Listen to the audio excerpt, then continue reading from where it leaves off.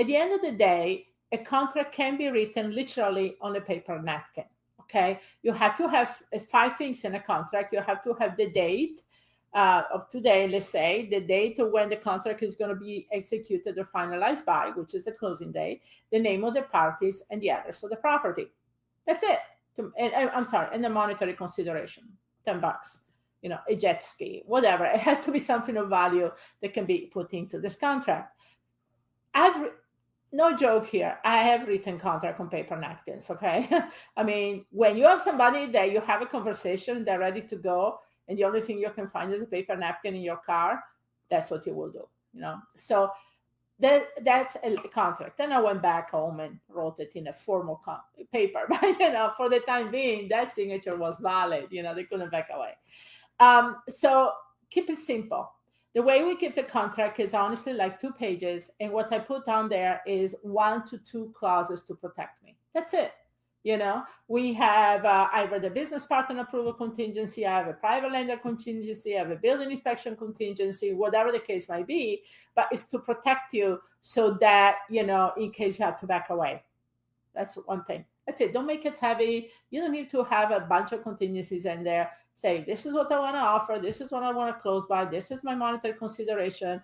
And I want a contingency of 2-3 weeks to get my business or private lending. That's it. Even if you're wholesaling, that's what I use.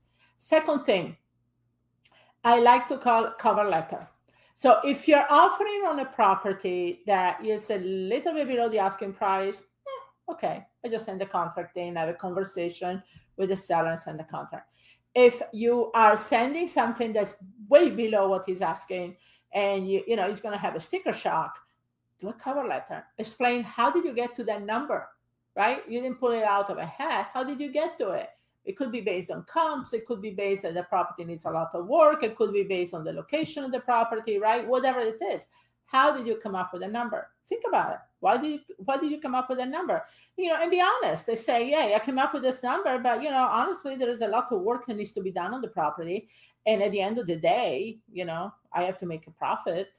I'm not going to do the work for free. Or, I am an investor. I'm not going to live in the property. So, whatever it is, be honest. Because that's the thing. A seller might not think about that. They're going to think, the property is worth $250 after the work is fixed up. It's going to take $50,000 to do the work. So if I sell it $200, it's going to make sense. No, it's not going to make sense. What about the time that I have to get to work? Time is money, right? I need to come up ahead 10-15% equity just because of sweat equity I put into the property. And if I am now doing it myself, I'm selling to somebody else. Well, again, agents get paid commissions. So even if I'm not an agent, shouldn't I get compensated for bringing parties together, right? That's the way you look at it as a wholesaler. Yeah, $10,000, $15,000, $20,000.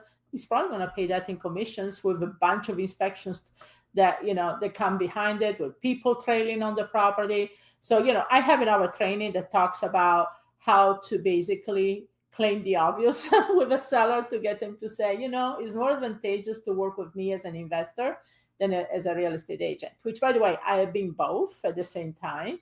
So a lot of time I said, yeah, sure, I can list your property, but at the end of the day, it's more advantageous you work with me as an investor, right? So that's the second thing. So cover letter explaining what it is. Third and last thing is the 3 prong contract.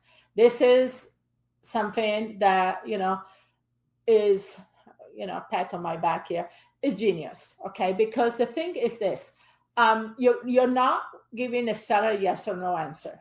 You're telling the seller, these are 2-3 options and choose one. One could be that, I'm sorry, I am looking here in my notes. One could be that is, you tell them straight out offer. Okay, you want $200,000 for the property. I can give you $160, closing 4 weeks, boom. In the back of your mind, it's a wholesale, right? But you're not going to call it like that. Okay, so this is a cash offer. I can give you this in 4 weeks, done.